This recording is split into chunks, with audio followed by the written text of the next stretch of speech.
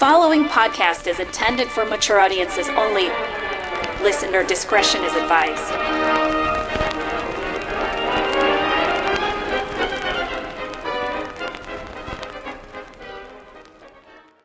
Do you have a personal oath? No. Seriously? No. I mean, you have to. No one has a personal oath. Nobody. I think we can agree that at the very, very least, it's not something everyone has. Or at least thinks about ever having, unless you've really gotten into self-help books and stuff. I don't have one either. Though if I did, it would probably mention failure a lot, and the rest would be a lot of sounds like nah, you know, things like that. However, if you're the model on which legendary superheroes get based, your oath had better fucking bring it. Take this one, for instance. Let me strive every moment of my life to make myself better and better, to the best of my ability, that all may profit by it. Let me think of the right and lend all my assistance to those who need it, with no regard for anything but justice. Let me take what comes with a smile, without loss of courage. Let me be considerate of my country, of my fellow citizens, and my associates in everything I say and do. Let me do right to all, and wrong no man. That oath there is the oath of one Doc Savage, a fictional character from the 1930s with seemingly superhuman powers. And he is considered the world's first superhero. As a physician, scientist, adventurer, detective, inventor, explorer, researcher, and apparently, in one story, a musician, Doc Savage takes on the bad guys in a bunch of stories that are over-the-top pulp fiction plots of Depression-era America. He is made to be the prototypical man's man, who lived by that oath that I, just mentioned. What oath would you live by? That's hard to say, right? I mean, I'm kind of putting you on the spot, but, think about it, because, it's fun, and why not put pressure on yourself for meaningless things? While we do that, because I'm going to do it too, we can talk about Doc Savage and maybe get some ideas for our oaths. Oaths? Oathi. Whatever. As a character of few words and a lot of action, he continually found himself lost in thought and oddly completely confused by women. You heard that right. According to his creator, Doc Savage is the manifestation of Christliness, which can only mean one thing. He believes his dick belongs to the devil. This is going to be very weird. And probably very over the top. Countdown for blast off. X-5, 4, 3, 2, X-1, fire.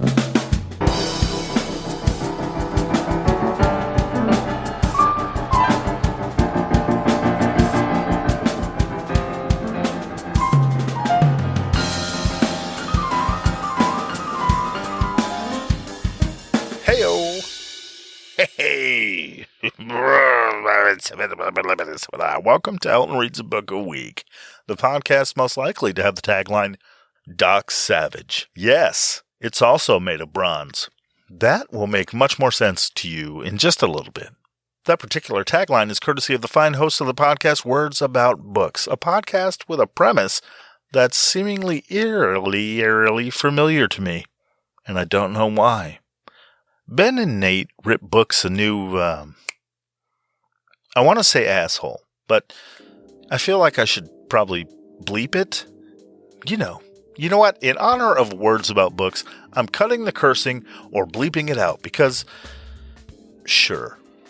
Regardless, Ben and Nate, they rip books a new with their wonderfully witty insight and hilarious banter.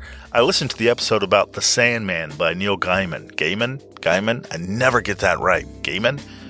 And despite my starting The Sandman back in the 90s, I never finished it. They made me want to pick it up again, and at the very least start watching the series, which I hear is really good, but given the whole broken, time-warped, brain-damaged memory I have, I I really don't remember much of the story, so maybe I'll start with that, the Netflix thing. I don't know. The books are kind of expensive. Still, they are good at what they do. Listen to Ben and Nate's Word About Books.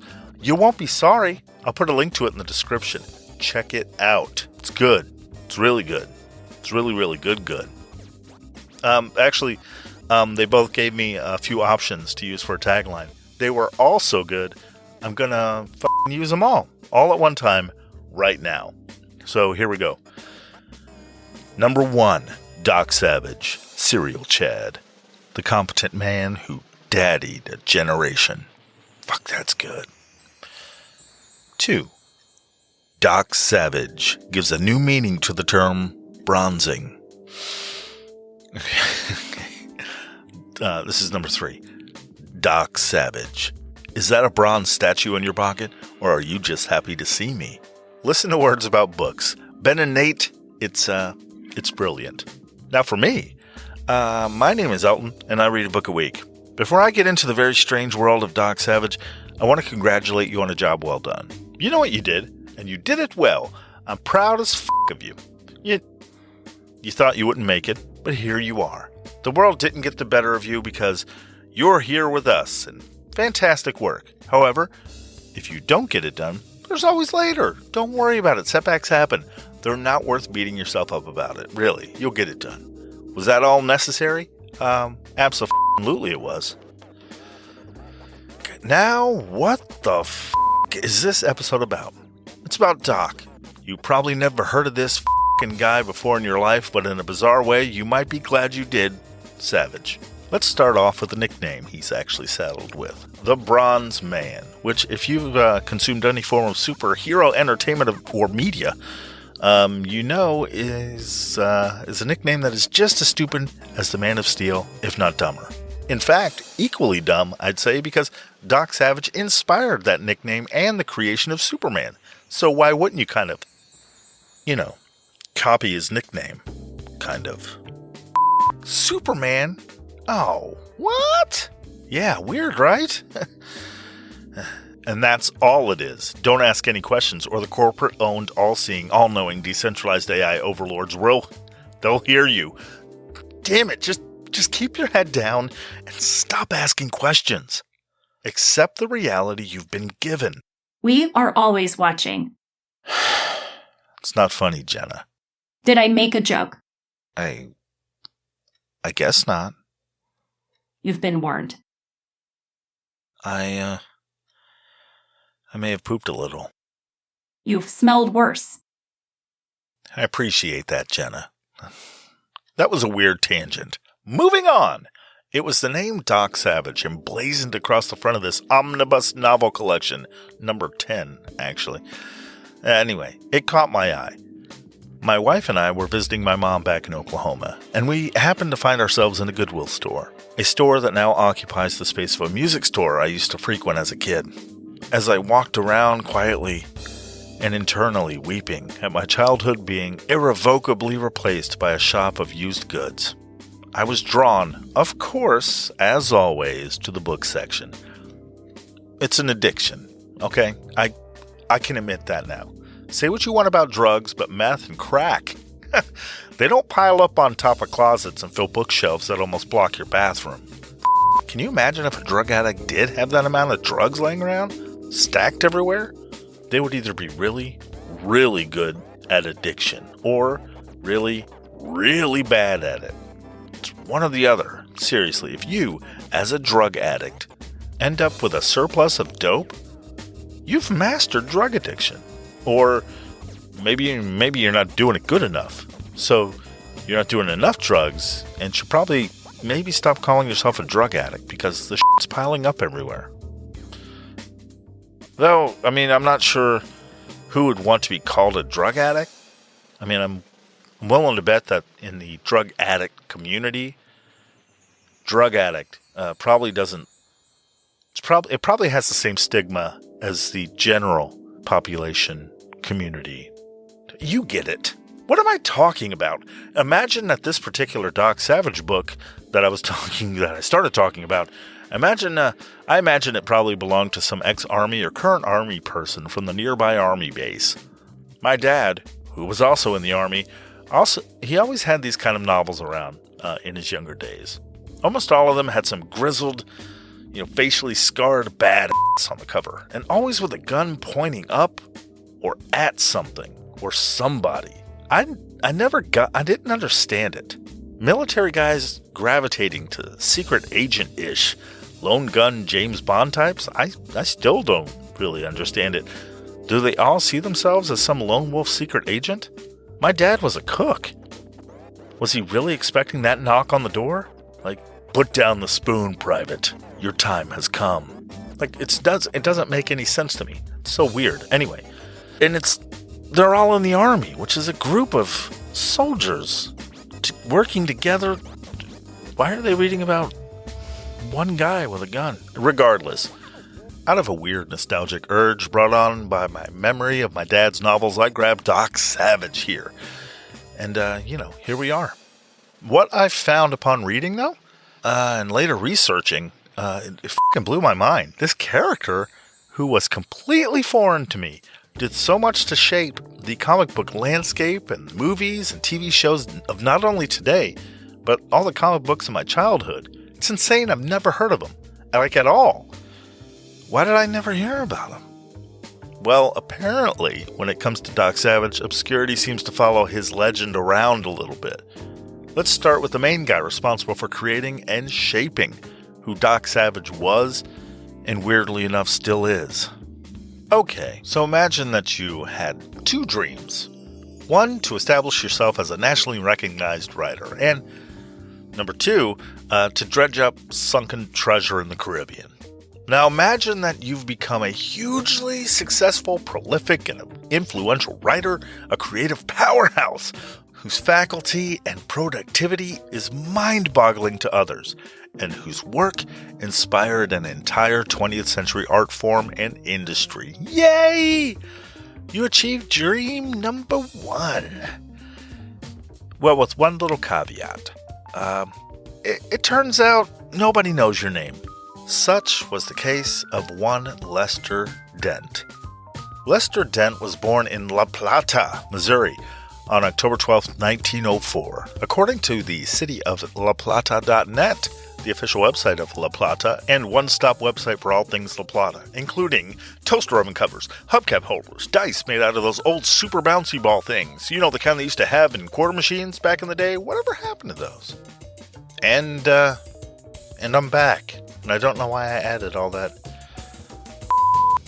Anyway, the beginnings of La Plata, Missouri can be traced back to March 17th, 1827, when Drury Davis, that's a weird name, Drury Davis, established a trading post near the town's current location. It quickly became the central hub of people who thought Missouri was interesting for a second, but then realized they were wrong. I'm kidding, Missouri people. I lived there once, in Cape Girardeau. But anyway, I don't even know how close that is to La Plata. Regardless, the ensuing few years saw Drury Davis, joined by family and friends to create a small village that included a blacksmith shop, inn, and stagecoach station, which was basically like a strip mall, but with less 80s dance songs and old ladies power walking. Maybe I'm thinking of regular malls. But, it's like one of those, but more open fires and horse shit. Yep. Thinking indoor malls. La Plata was platted in 1855.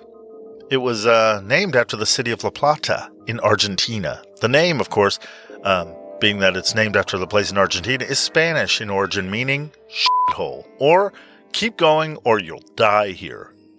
I'm kidding again, Missouri folk. Put the gun down. No, it means silver. Plata. Plata means silver. Two men, Louis Gex and Thomas Saunders, were the primary force behind the town's plotting. They drew straws to choose the community's name. Plotting, by the way, for those who think I'm mispronouncing planning, or maybe even planting, platting is an actual word. It means they drew up a cadastral map drawn to scale. That, of course, shows the divisions of a piece of land. United States General Land Office surveyors draft township plats of public land surveys to show the distance and bearing between section corners, sometimes including topographic or vegetation information. City, town, or village plats show subdivisions broken into blocks with streets and alleys, and further refinement often splits blocks into individual lots, usually for the purpose of selling the described lots. This has become known as subdivision by, city planners and the band Rush. So there! I didn't mispronounce a fucking thing, but in fact, managed to couch a Rush reference in there. Subdivisions. Anyway, but in fact, you also learned a word that I'm willing to guess. You learned the word platting, which I'm willing to guess you didn't know and will never use or hear again. You're welcome for the waste of time. Back to your regularly scheduled, really super important podcast that isn't a waste of time. You should tell everyone about it. Thank you in advance. I'm not going to lie. I was going to say waste of time there, but that wouldn't be a good podcast host, would it? I am terrible at marketing. So moving on now. Thomas Sanders wanted to name the town Charlottesville to honor his favorite sister, but Charlottesville called and said, "No fucking way, motherfucker! You call your platted backwoods first cousin fucking dirtpad Charlottesville, and all 12 of us are coming over there to cut some tits and balls off." They were really into cutting tits and balls off back then. People still aren't sure why. It was a southern thing. Still is. You're welcome to look it up. Let me know what you find of what I completely made up just then. Louis Gex pushed for the name La Plata, to which La Plata, Colorado, and La Plata, Maryland both said, "Oh, great, another one." The North Missouri, later known as the Wabash Railroad, came to town in 1867, and the Santa Fe Railroad came 20 years later. Wow. They both passed through La Plata on its route from Chicago to Kansas City. The combination of the two railroads made La Plata an ideal shipping point for timber, livestock, grains, and other goods for northern Macon County and southern portions of neighboring Adair County as well. It went really, really well. So well, in fact, that they changed their town motto to "F*** Charlottesville." What have you got anyway, fucking Monticello? We've got cows and wood. Tell Jefferson Javis he can suck on La Plata platted dicks. That never happened, of course, but it's fun to think about. Back to Lester Dent's modern life. He was the only child of Bernard and Alice Norfolk Dent. Lester's father was a rancher and his mother was a former school teacher. When Lester was 2 years old, Bernard Dent sold the family's farm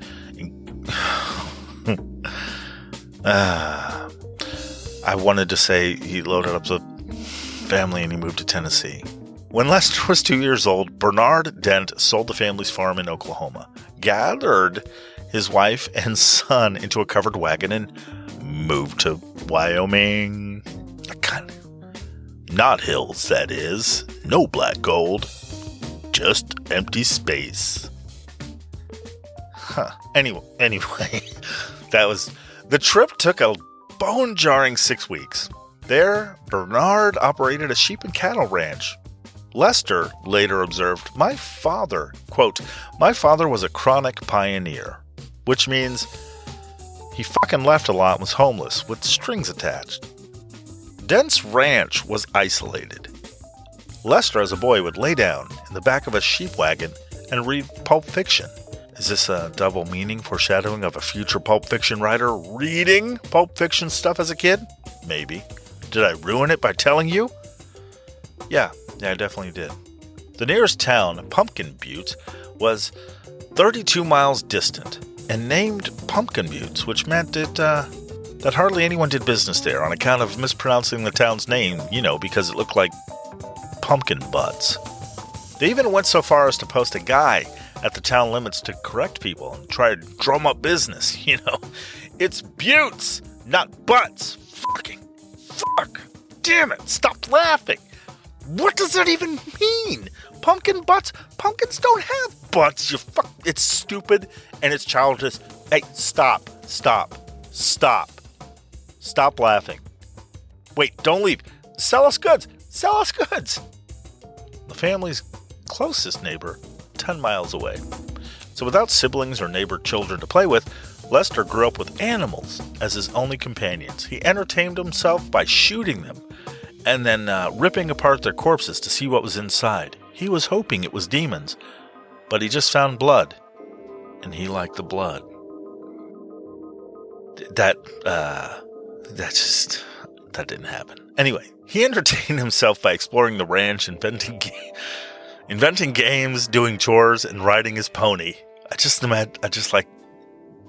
Why do I think it's funny that some kid in the middle of nowhere is just like, well, what else am I going to do? But just become a sociopath and rip apart these animals, these innocent animals. Anyway, God damn. It was a time that Lester Dent recalled where, quote, his only playmate was his imagination. Lester later confessed that it was his playmate called imagination that told him to do things to strangers and that put his parents in awkward situations often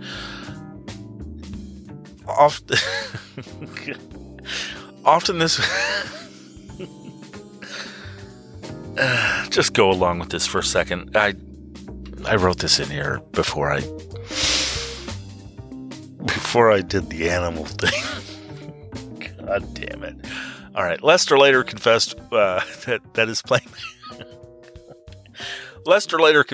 his playmate called imagination that told him to do things to strangers that would put his parents into awkward situations. I'm going to reread that. Lester later confessed that it was his playmate called imagination that told him to do things to strangers and that would put his parents into awkward situations. Often, this would be when his parents took him into town to shop. He'd randomly slap things out of people's hands. His parents making an awkward and hasty apologies to the person that got slapped. There's stuff on the floor. Then they'd ask Lester, "What the fuck is wrong with you?" To which he'd always say, "Imagination told me to do it," as they left the store, embarrassed. I'm sorry. Anyway, I'll just leave that there. In 1918, the Dents sold their ranch and returned to the hustle and bustle of La Plata, Missouri, in the middle of nowhere, where they operated a dairy farm. The town's population had exploded in their absence, ballooning into triple digits. Soon everyone would have to start using last names. Gone were the simpler days when you could say in polite conversation, "Hey, there's Maggie, Jim, and Stan the pervert. I wonder where they're going." Now it was, "Hey, there's Maggie Siegel, Jim Schuster, and Stan Boring, the pervert. I wonder where they're going." I'm kidding. It was still a rural, barely populated shithole. Sorry, Missouri folks. Again, I'm sorry. Lester graduated in 1923 from La Plata High School, which I imagine was probably one room and barely a window. Anyway, he went on to study telegraphy. I want to say it more complicated, but it's basically he studied how to do telegraphs. He did that at Chillicothe Business College, back when you can get a degree in telegraphy. You know, back then you can get a degree in soon-to-be useless shit. He may have also minored in gas-fueled streetlight engineering and vulcanizing rubber tires. Kidding about that, by the way. He worked as a telegraph operator for Western Union in Carrollton, Missouri. I never learn these town names, and I always feel bad afterwards. It was there Dent met Nora Gerling. The couple married on August 9th, 1925 in Ponca City, Oklahoma. I've been there. And it was after a whirlwind courtship, which means in the artful language of the turn of the 20th century, they were married fast after fucking quick. Between bouts of boot knocking, Lester also worked nights as an Associated Press operator and maintenance man detailed to the Tulsa Tribune in Tulsa, Oklahoma for $45 a month. On top of that, he also worked with 2 local newspapers and wire services across the Midwest. He was killing it! And also, killing it. Pussy, I mean. Tapping ass. Yeah, that's what I was getting at. When I said it. You know, if you weren't cluing into what I was, if you weren't cluing into what, you know, it was while doing that mountain of goddamn work that he encountered a coworker who he found out had published a short story in a magazine for over $300. Norma Dent later recalled he was so excited he hadn't seen that much money before, and he thought he could write just as well as any other operator. Especially that one. Because that one was a dumb motherfucker. I added the last bit. A voracious reader, Dent decided to give it a try himself, writing at every opportunity. After his first 13 stories were rejected for including too many references to his wife's vagina, his story Robot K, later retitled Pirate K, was bought by Top Notch magazine for $250 for, and I quote, having exactly the right amount of references to his wife's vagina. After that, he published an additional 6 stories. All references to his wife's vagina might have been added in by me. In 1931, Dent and his wife moved to Manhattan at the behest of, depending on the source, either George Delacorte or Richard A. Martinson of the Dell Publishing Company. Delacorte or Martinson wired him to come to New York if he was making less than $100 a week, which is a weird thing to say in a job offer. Please come to New York. We're desperate. We're desperately in need of writers. We're buried under deadlines. We're not sure we're even going to make it. Though if you're making $100 a week or more, fuck off. We can't afford your rich, pretentious prose, you prick. Don't rub it in our less than $100 a week faces, you fucking. Just stay where you are on your high horse. The nerve of some of you writing motherfuckers. But, Dent says, I thought he was nuts. I'm still not sure. Anyway, after telegraphing friends in New York, because he got a degree in that, after telegraphing them in New York to inquire about the publisher's sanity, he went to New York on a retainer of $500 a month and a penny a word to write for Dell Publishing exclusively. He was given 2 magazines, Scotland Yard and Skywriters, to fill. Dent cleaned up on that deal, making $4,000 the first month, and as much monthly for 3 more magazines, Skywriters and Scotland Yard. I think I said writers back. Anyway, they're fucking defunct now. They ceased publication 5 months after he started, in May of 1931. But it wasn't from Lester's lack of trying. No, it was not. Turns out a thing called the Great Depression had arrived, with all of its good times and great outlooks. For the next 6 months, he would sell a story to a magazine, and before he could sell it to another one, that magazine would fold up. You know. Finally, he found some that were on a more even keel as far as production went. The following year, after taking a trip through the American Southwest in search of gold, you know, as one does, Dent returned to New York City with fresh material for new stories. Oddly enough, a lot of them involving digging for things like, you know, gold. I'm kidding. Maybe. Within months, Dent was invited by Street and Smith Publications, which owned the highly popular character The Shadow, which is a fictional character created by magazine publisher Street and Smith and writer Walter B. Gibson. He was originally created to be a mysterious radio show narrator and developed into a distinct literary character in 1931 by writer Walter B. Gibson. The Shadow has been adapted into many forms of media, including American comic books, comic strips, television, serials, video games, and at least five feature films, and a radio drama, including episodes voiced by Citizen Kane, Orson Welles, War of the Worlds, Make People Kill Themselves with Fake Stories on the Radio, Orson Welles. Lester signed a contract with Street and Smith to write stories about a fictional character named Dr. Clark, Doc Savage Jr., a crime fighter with a bent for scientific gadgets and Lester's wife's vagina.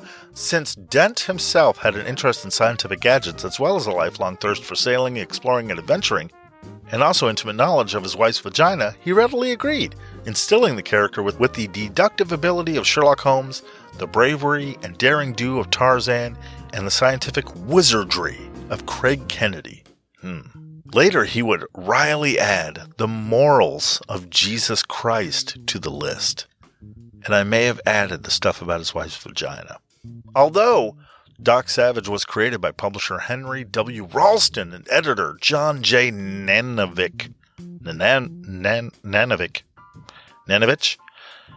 I want to say Nanovich, just to say Nanovich. Anyway, both employees of Street and Smith, those guys, it was Dent who actually brought the character to life. Dent was chosen for his imagination, vivid writing style, and inventive use of science and technology in his stories, in addition to his vivid descriptions of his wife's vagina.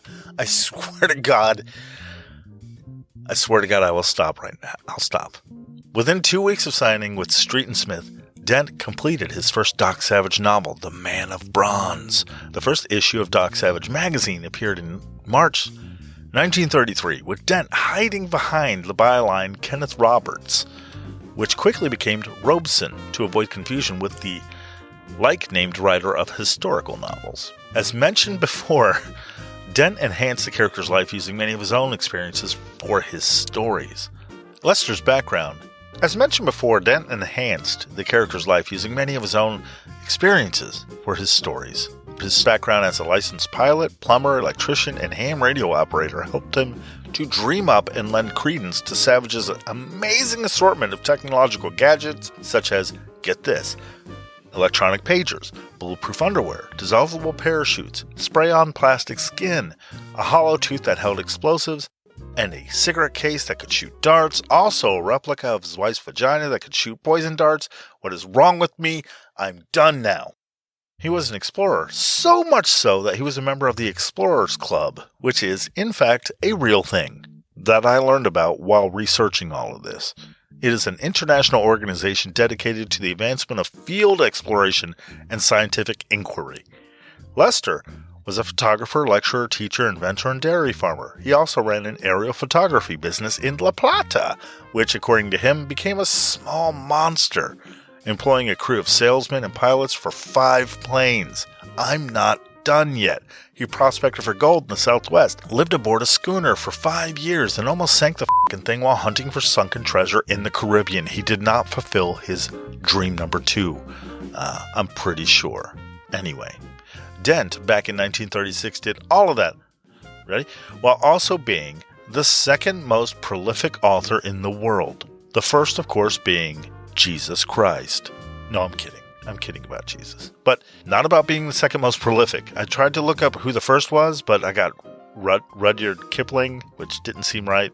And another place said Walter B. Gibson, who wrote about the shadow that I mentioned earlier. Regardless, for a year, according to the Daily Oklahoman from Oklahoma City in July of 1936, Dent's output was an average of 200,000 words a month, all of which he sold. So pretty badass. I mean, for his efforts, he was apparently pulling down $18,000 a year during the Great Depression, which adjusted for inflation would be about $391,584.61 in today's money. That's f***ing bonkers. According to the, as a writer, according to the same article, here's how Dent worked to get that 18 grand a year. This is f***ing nuts. Out of bed at 11 a.m., he works until about 4 p.m. Then he reads papers, then he takes a walk, then he takes a nap for an hour, then works until 3 or 4 a.m. Does this 5 days a week. The biggest production he had for a day on dictaphone, I don't even know. He had 32,000 words on that. A typewriter, he did 24,000 words. Most words turned out in a continuous session was 45,000 words.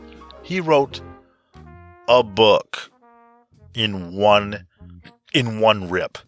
This required a night, a day, and part of a night. From the beginning of plotting, he never revises. His copy comes out of a machine and goes in as is. Holy shit. That's bonkers. And I'm willing to guess probably a lie. I mean, it was a fluff piece from, that was basically asking Lester Dent questions that were pretty softball. Like, who wouldn't make themselves out to be a badass writing machine if you're a fucking writer? I mean, come on. I'm not saying he wasn't selling, but I mean, that's 45,000 words in one rip.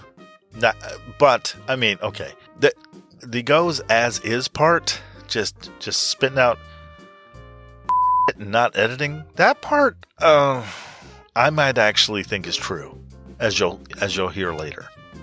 Dent wrote a 60,000 word book-length Doc Savage story, but the 45,000 word thing wasn't even he wrote a 60,000 word book-length Doc Savage story.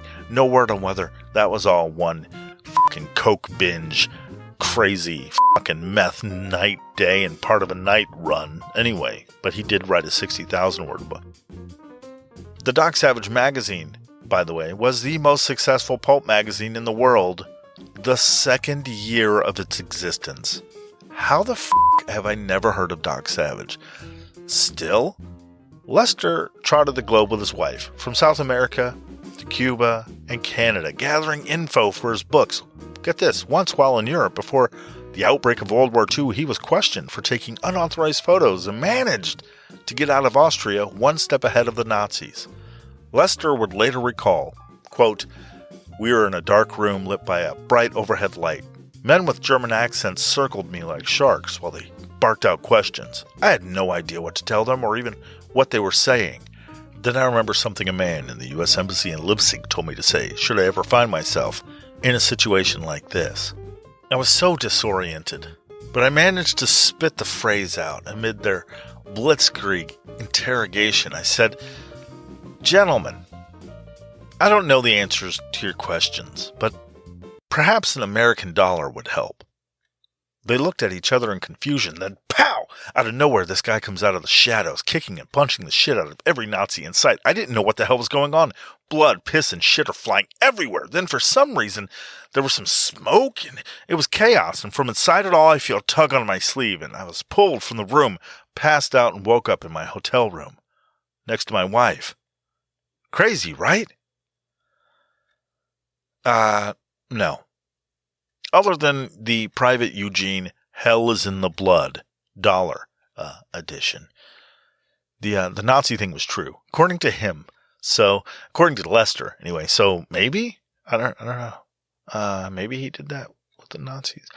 Apart from Doc Savage, Dent churned out detective, mystery, and air adventure stories under a dozen different pen names during his lifetime. After the Doc Savage series ended, he went on to write 6 successful mystery novels, while also publishing stories under his own name in popular magazines such as Collier's and the Saturday Evening Post. In a 30-year career spent mostly in the realm of pulp magazines, Dent turned out about 175 novels, and yet his name remains obscure to the public at large because all but a few of those novels were published under the name Kenneth Robeson. How f***ed up is that? His last published short story was a western titled Savage Challenge, published in the February 22nd, 1958 issue of the Saturday Evening Post. Dent suffered a heart attack in February 1959. He was hospitalized but subsequently died on March 11th, 1959. Dent is buried in the La Plata Cemetery. A last novel, Lady in Peril, was released as a half of an ace double, which is 2 novels in one book. It was released the month that Lester died. A writer until the end. Dent's signature creation as Robeson was Doc Savage, a hugely popular pulp hero of the 1930s and 40s who enjoyed a major renaissance in the 1960s and is once again in print today. Before we go on, though, Lester Dent made his nut writing for pulp magazines and novels. What the f*** are they? We've already mentioned them. Might as well fucking... What the f*** is pulp? Lester Dent's books were pulp fiction through and through. It's how he earned all the sweet folding green. $18,000 a year. The Great Depression, Jesus. What is pulp fiction though? It's of course a movie made by Quentin Tarantino in 1994, some 50 plus years later. So yeah, that's it. You're welcome. Thanks for stopping by. No, but the pulp fiction books are what the title of that movie refers to. See, book publishers back in the day, they didn't always have an interest in books as such, which is crazy, as they were book publishers. That might seem like I was drunk when I said that, but it's true. They were more like experts at merchandising than actually creating and making books. Sure, they manufactured a certain number of titles every year, advertised them, sold as many copies as possible, and then did it all over the next year. But just not a lot to a lot of places. Sometimes a book would be reprinted and sold again if it were popular, of course, because the best way to sell something is to sell it more than once. Still, print runs were usually modest, and so generally so were the profits. This was a chicken and the egg industry for some reason, because the other problem was the lack of bookstores. What the f***? Lack of bookstores? You think it would be in the interest of people that sold books to want more to be made. You know, make that pulpy print scratch. Alas, no. If you dig a little deeper, you find out why. There weren't that many bookstores selling the books. The average literacy rate in the U.S. at the time was around 4%. You know, given that information, would you open a store to sell an assload of books that a majority of people would stare at like a dog that had just been shown a card trick? I don't think so. It was the same for the people producing them. On top of that, bookstores were clustered in big cities, because that's where most of the people were, and in turn, more readers were in, one spot. So this kind of screwed over folks living in the suburbs and rural communities as far as getting books were concerned. They were shit out of luck. Fun fact, a lot of bookstores at the time operated more like gift shops with only a few books available for sale. Like a Hallmark store that are usually found in malls that no longer exist.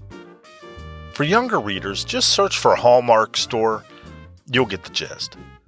Publishers actually did a lot of their business via mail order, direct-to-customer kind of thing, and through book clubs and other distribution systems. Still, it wasn't as lucrative as it would be later. Getting it through the mail, though, it wasn't good for sellers or consumers because, they like to benefit from a little product touchy-feely, touching the feel in the pages, and, before they buy. People often like to handle the fucking thing before they're shelling out their hard-earned scratch for it. So not being able to follow the books with their sultry pages and textured covers, and it probably wasn't doing book sales any favors, people not being able to look at them. Plus, no one was taking advantage of people's satisfaction of impulse buying. Who doesn't like a good impulse buy? Impulse buying, by the way, is the sudden and immediate purchase of a product without any pre-shopping intention. It occurs after shoppers experience an urge to buy, and is often spontaneous without any hesitation. So, for instance, you're in your town patronizing some of the fine local businesses, and you find yourself in a sex shop. You've settled on one of those bizarre torso-only sex dolls that looks like the dismembered corpse prop from a horror movie, or maybe a real crime. Regardless, it's like when you're buying one of those, and you're on your way to the register, and you have your sunglasses on, and your fake beard, and your trench coat clenched up, to disguise your identity, and then you pass a rack of butt plugs, and you're thinking, why not? I mean, they're only $5.99, and so you grab one figuring, hey, better to have it and not need it than to need it, and not have it, right? I mean, who hasn't been in that situation? You know what I mean? I'm just, I just imagine someone out there listening to this on a smart speaker, and someone walking in and not knowing, and somehow thinking it was half of a phone conversation or something. You know what? Sorry, not sorry. I think it's hilarious, and so should you. I do apologize for the confusion, though, if that happened. If by some miracle it did, let me know. The email is eltonreadsabookaweek@gmail.com. All one word like that. Anyway, paperback. Way to plug the email, Elton. Paper book covers are almost as old as print. They date back to the 16th century, and paperbacking has been the ordinary mode of book production in France, for instance, for centuries. The first edition of James Joyce's Ulysses, published in Paris in 1922, is a paperback, which I think I mentioned a few episodes back for its pornographic, explicit references to the human body and its iconoclasm. It's iconoclasm. I said it wrong, I think. Joyce writes about shitting in it, too. Shitting, no less. Shitting. Shit. Sorry. Shitting, no less. I don't know why I'm doing that. I'm beyond the point of no return with cursing at this point. In the United States, paperback publishing was tried on a major scale at least twice during the 19th century. First, in the 1840s, with an enterprise called the American Library of Useful Knowledge, and then after the Civil War, when, unfettered by international copyright agreements, American publishers bought out cheap editions of popular European novels and printed those off, because fuck copyright laws. Then one day, there was a revolution. On June 19th, 1939, a man named Robert DeGav launched Pocket Books. It was the first American mass-market paperback line, and it transformed the industry. Neither the theory nor the practice of mass-marketing paperback publishing was original to DeGraff. No, and credit is usually given to an Englishman named Alan Lane, who was the founder of Penguin Books. According to a company legend, as Kenneth Davis explains in his indispensable history of the paperback book, Two-Bit Culture, Lane had his eureka moment while standing in a railway station in Devon, where he had been spending the weekend with the mystery writer Agatha Christie and her husband. He couldn't find anything worthwhile to read on the train back to London. I like to think that the entire reason he came up with paperback books was to explain why he bought a lot of porn at a train station. I swear! Look, I read the newspaper while waiting. The only thing they had for the train ride, however, was all this pornography, I swear it. There weren't any books, which, by the way, while I was reading the dirty letters section of Victorian Monthly, I had an idea. Wait, come back, listen. Cheap small books with paperbacks.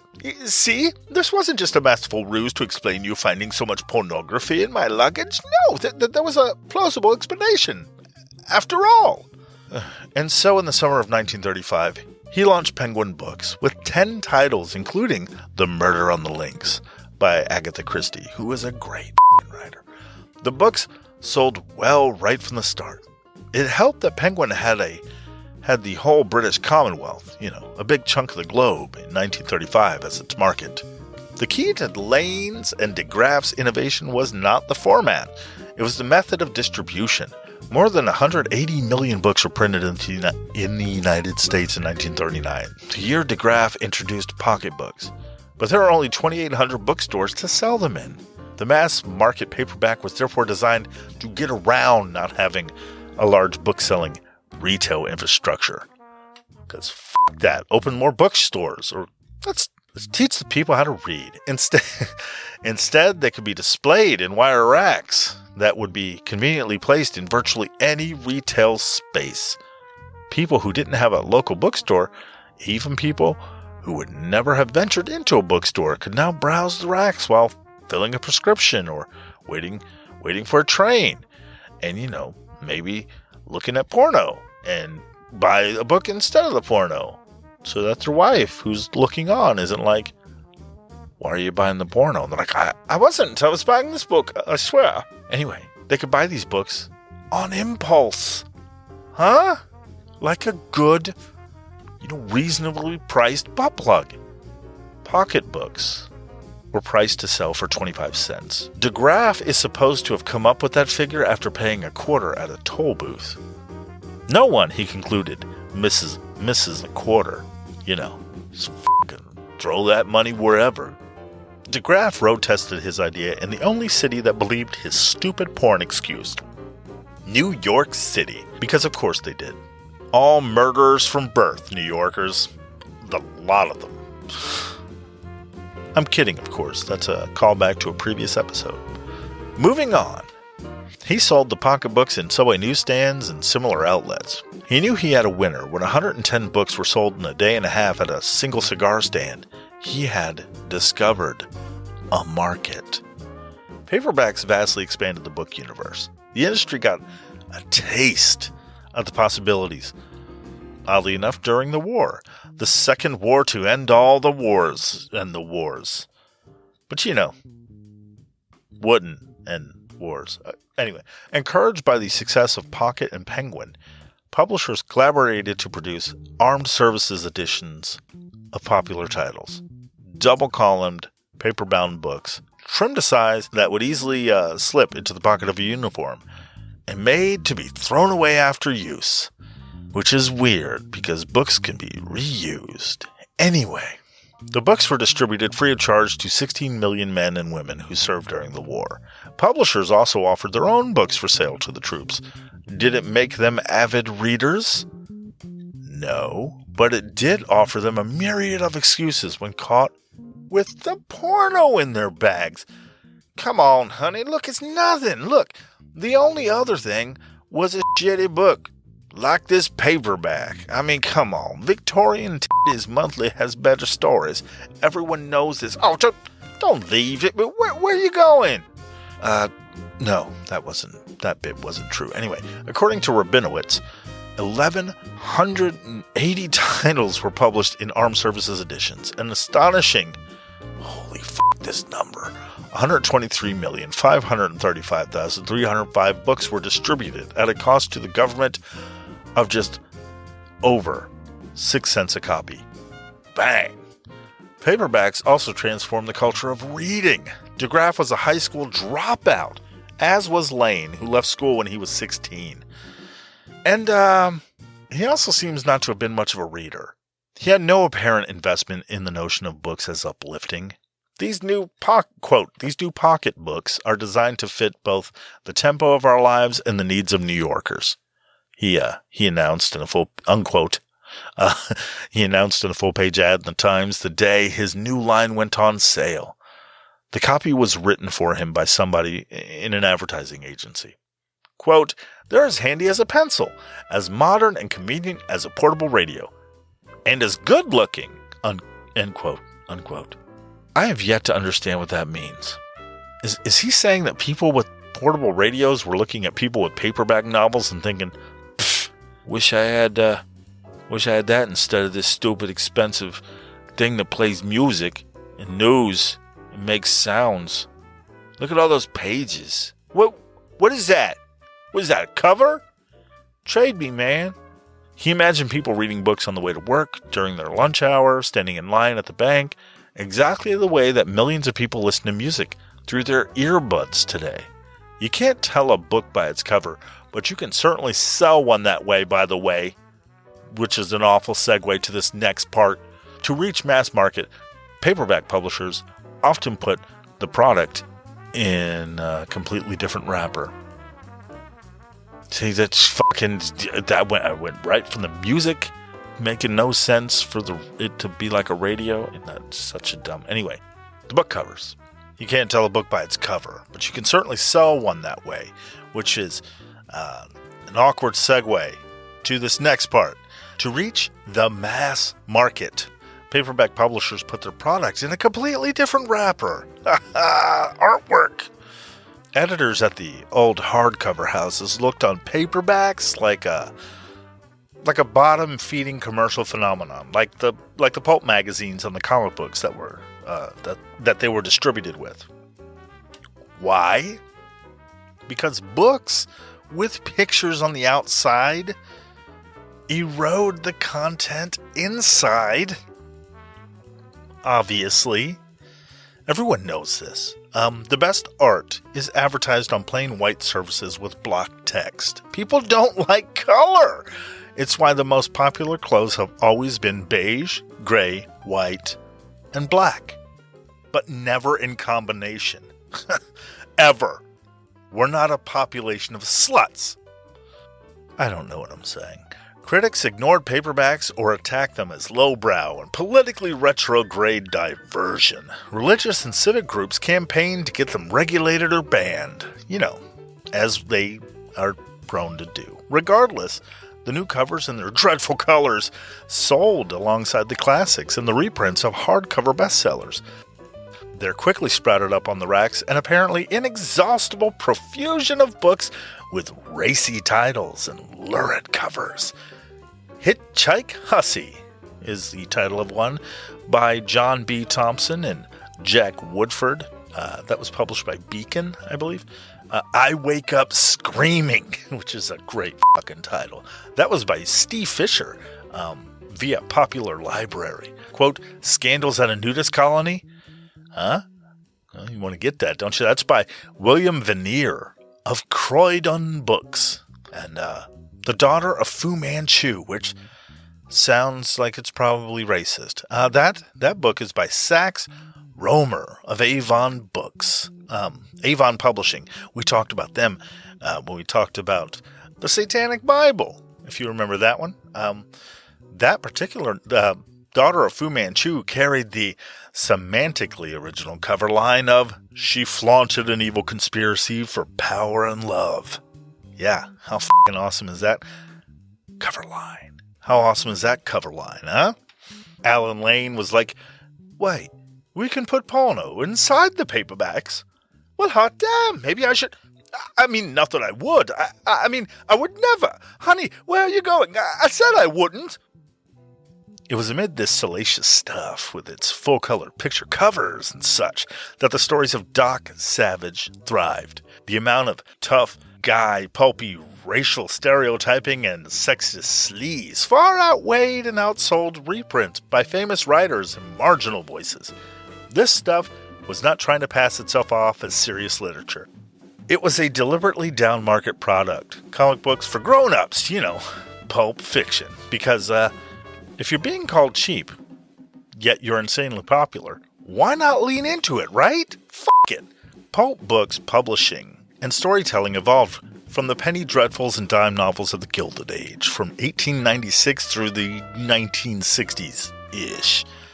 They were written at breakneck speed and meant to be consumed in roughly the same manner. The term pulp, of course, derives from the cheap wood pulp paper on which the magazines were printed. Magazines printed on higher quality paper were called glossies, or slicks. Pulp were most often priced at 10 cents per mag. Cheap f***ing reading. In the 1880s, Aragosi magazine, which is considered the first pulp, not pope, was founded then, 1880s.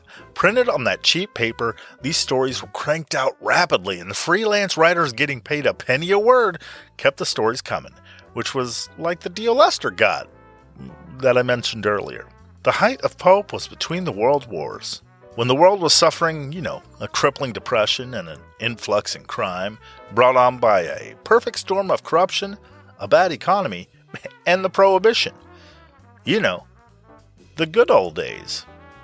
It was in this time that the hard-boiled cop, or private eye, like Chandler's Philip Marlowe, Hammett's Sam Spade, or Spillane's Mike Hammer, and McDonald's Lou Archer. This is when they were personified. Their world was black and white, and they were the good guys. And more often than not, they were pistol-whipping black guys.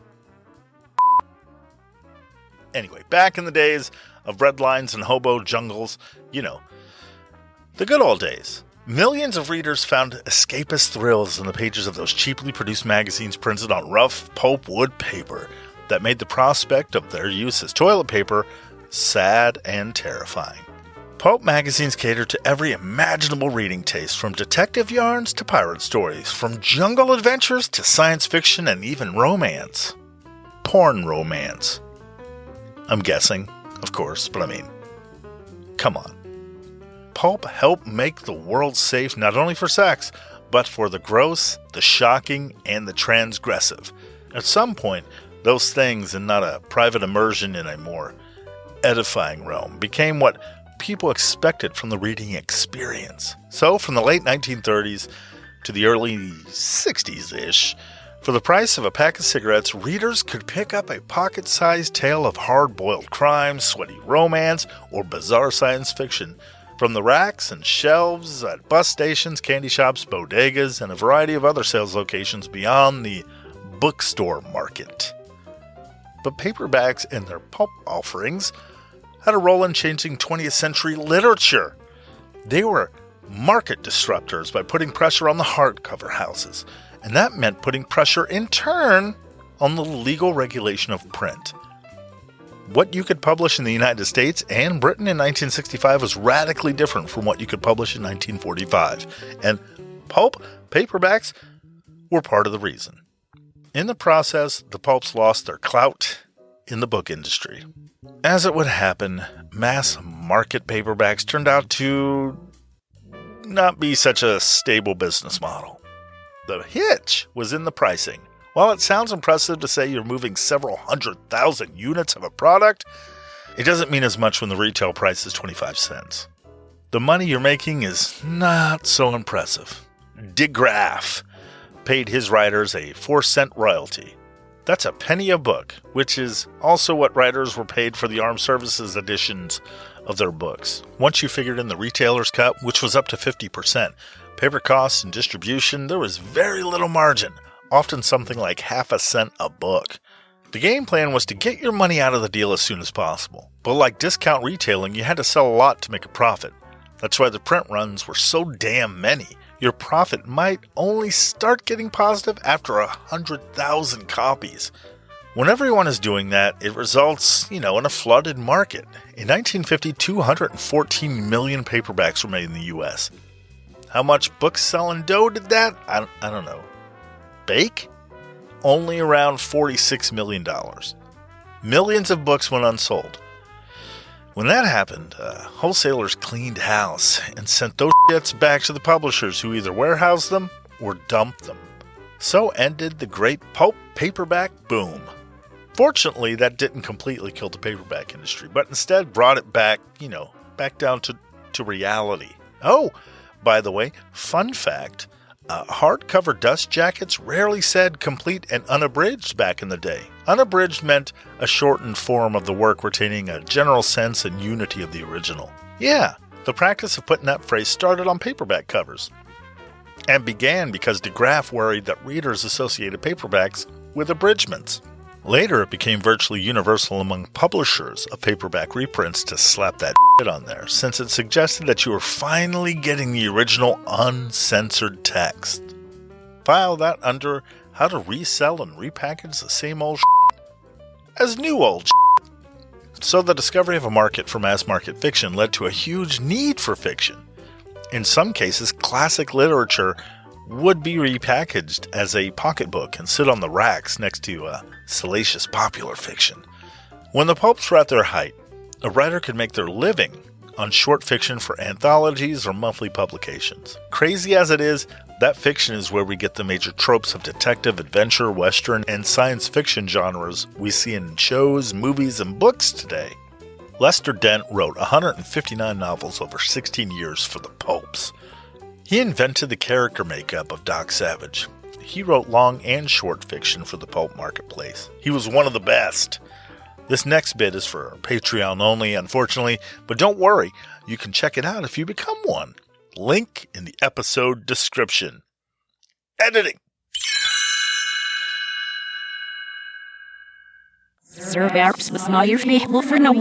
Using the special framework he developed did a lot for Lester's career. It was Lester's plot formula cheat code that helped him to write a fuck ton of Doc Savage books, amongst other things, The world met the Man of Bronze in a novel titled, oddly enough, The Man of Bronze. In March of 1933, a little less than 2 years after, The Shadow appeared on the magazine racks. And though Doc Savage is usually credited to Lester Dent, he was created by Street and Smith's Henry W. Ralston with the help from editor John L. Nanovich. I don't know.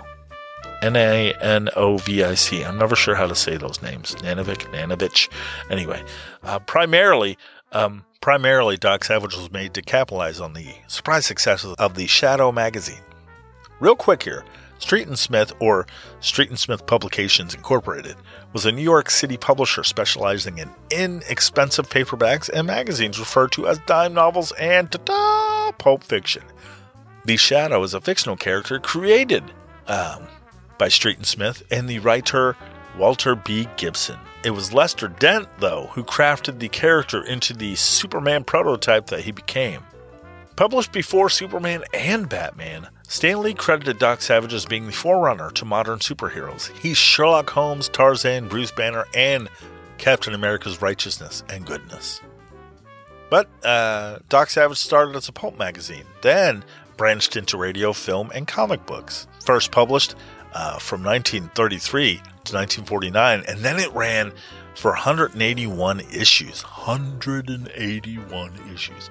It was not really much of a proper origin story for Doc Savage.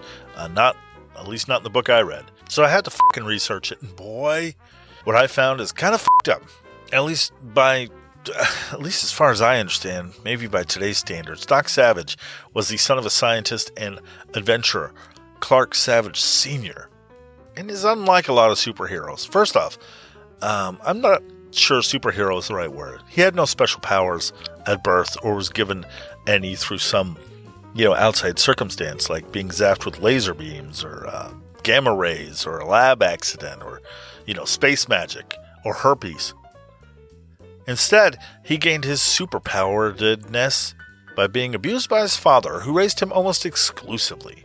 Clark Savage Sr. was obsessed with creating a son who was close to physical and mental perfection. Tell me that's not the ingredients for f***ed up child stew. Yep, seeking physical and mental perfection, he was trained from birth by his father, who brought in help. He got a team of experts and scientists together to help raise his son. They taught and trained him to become something far more than the average human, to become the perfect human specimen, to be a new type of man. Doc Savage started receiving physical training at the age of 14 months. Not sure if you're following along right there. So I'll repeat it. He was both physically and mentally trained from birth by his father and a team of scientists. They started at 14 months. Now, having been a human being living around other human beings for quite some time, I can safely say this is not the way you raise a child. No. In fact, I'm willing to say, given the familiarity I have with all of the experience I have, that when you're physically and mentally trained from birth by scientists and experts, that's probably abuse of some kind. Somewhere in the neighborhood of, this kid is our guinea pig, scientific experimentation kind of thing, in all probability. For anyone listening out there that has any question about this or feels that maybe I'm hitting close to home, let me clarify.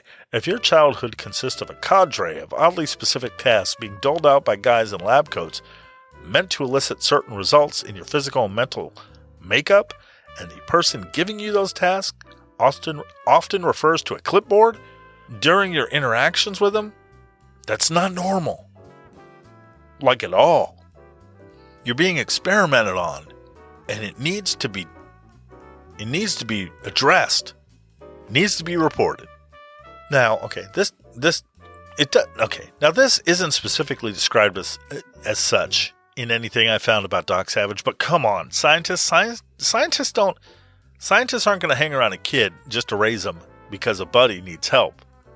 Not unless they're getting some kind of, not unless they're doing some kind of studies, or that kid is part of some kind of experimentation that they're gonna build some kind of paper on to be published. Like they're trying shit. You know what I'm saying? Or maybe that kid is the side effect of one of those experiments. I don't know. Do with that what you will. Doc Savage. Science experiment abuse victim. Okay, under his father's guidance, he became a polymath, in that he gained a mastery of numerous fields, while also becoming a master of the martial arts. His original training was as a surgeon, but he was equally skilled in chemistry, electricity, engineering, archaeology, and many others, because when you're being poked and prodded by Dad's scientist team, you ought as well become good at everything. It's the least they can do for you. It is frequently mentioned in the Avengers that Doc Savage would spend 2 hours every day, rarely missing a day, working on his mind and body to further improve his capabilities. This went beyond just physical tests of strength, but also mental exercises of mathematics, identifying certain odors, and testing his hearing. He thus possesses peak human capabilities as well as a genius-level intellect.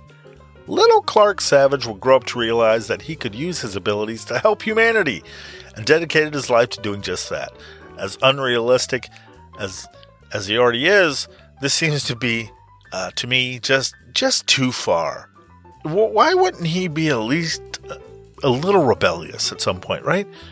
Maybe after this little, especially after this little revelation here. From the age of 13 to nearly 17, he was traveling the globe. From one master to another, he learned the skills he required to meet his purpose. A few examples of what a teenage boy did for roughly 3 years traveling the world. A teenage boy. Get ready for this shit. I'll try to be quick, I promise.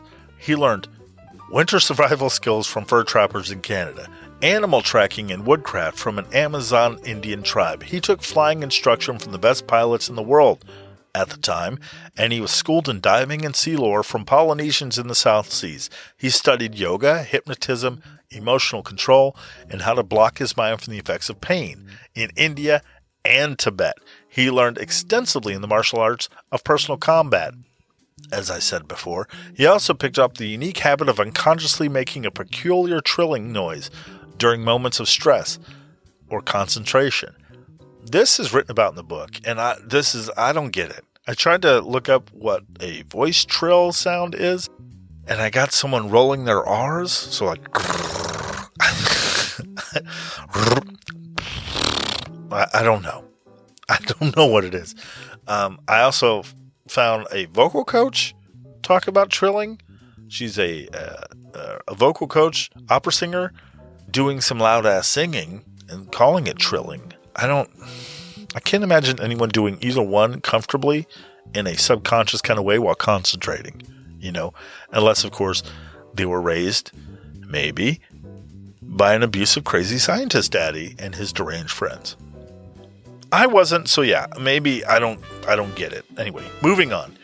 In Indochina, he learned how to prowl through the jungle with stealth by observing the movements of the great jungle hunters, the jaguar and tiger. A little reminder, people, he was a teenager. A fucking teenager crawling around the jungle, fucking around with giant murder cats.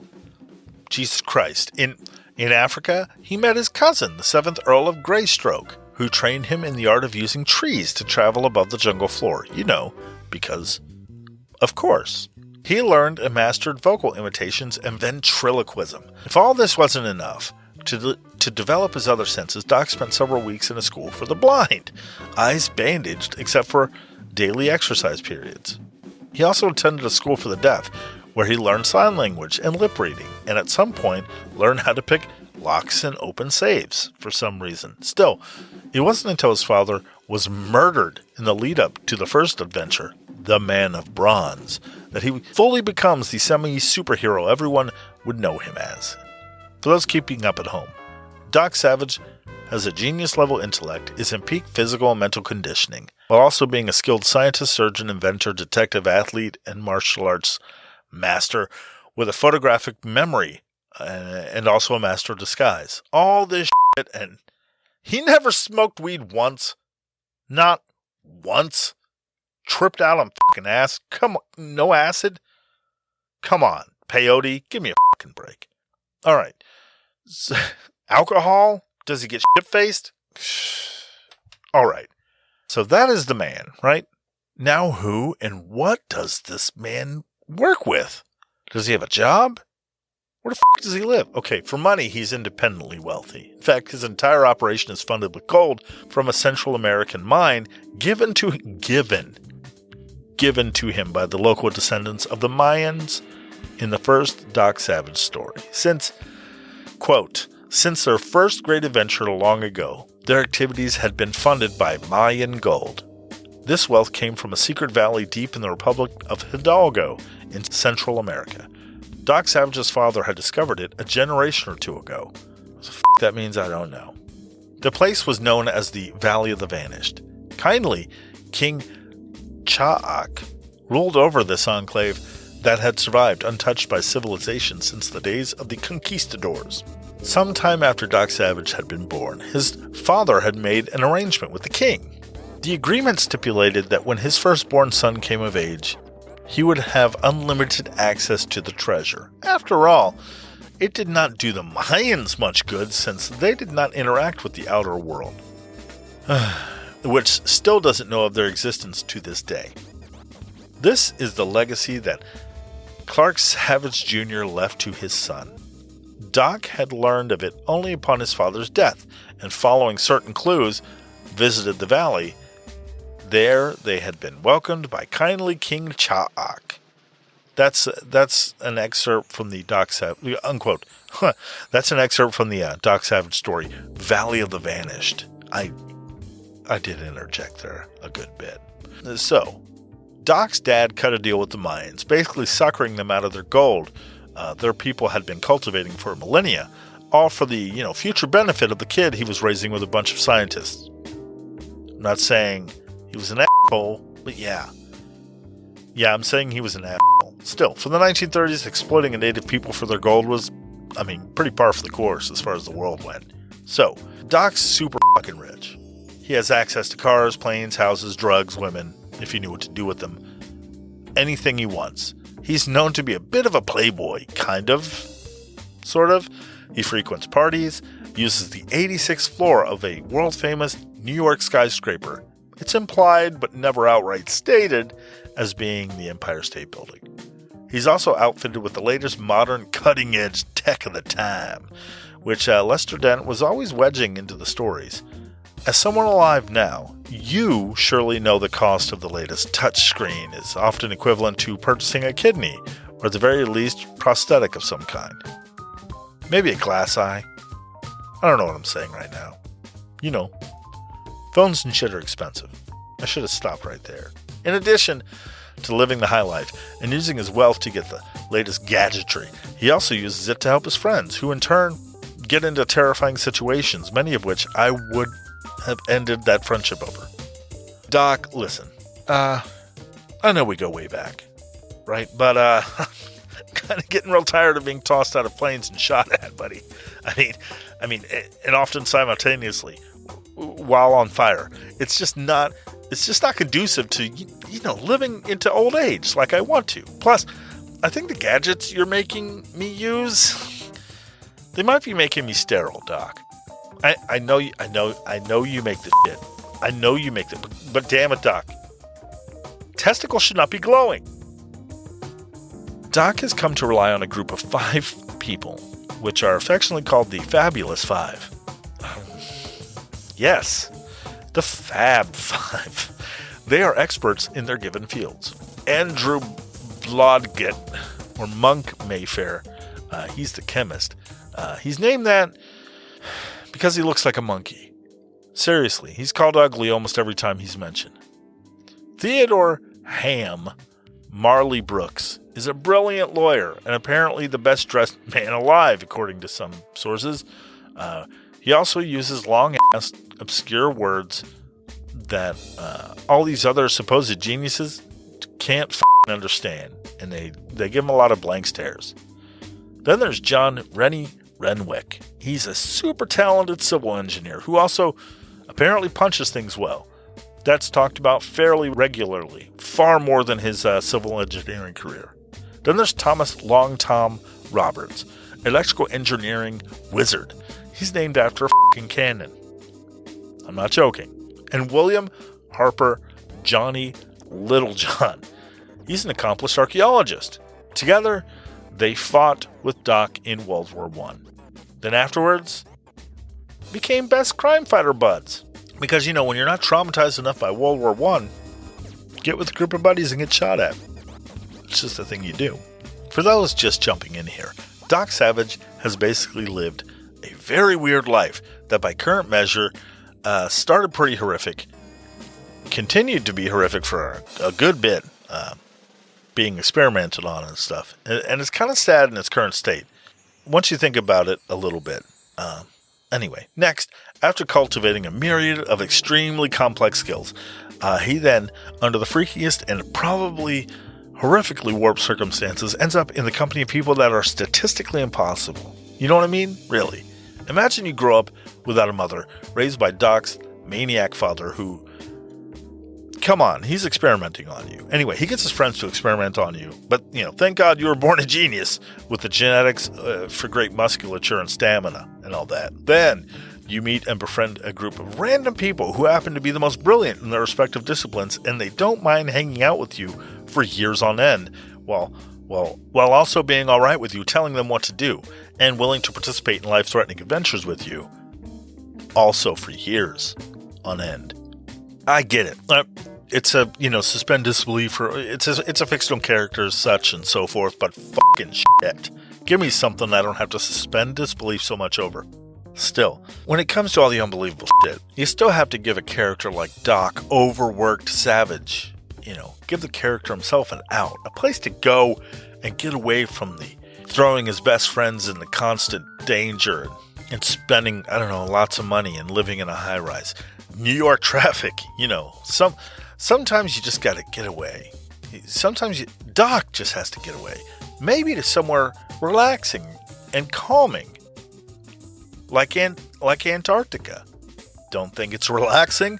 Well, maybe you're a multicolored pussy then. Maybe you have hair color that doesn't match your eyes and skin. You're a regular ho-hum non-super genius shitbag. Pfft, what's that like? I mean, why did I get so insulting all of a sudden? To tell you the truth, I don't know. Doc would not approve. I apologize. Let's diverge a little bit and talk about his influences. Shall we?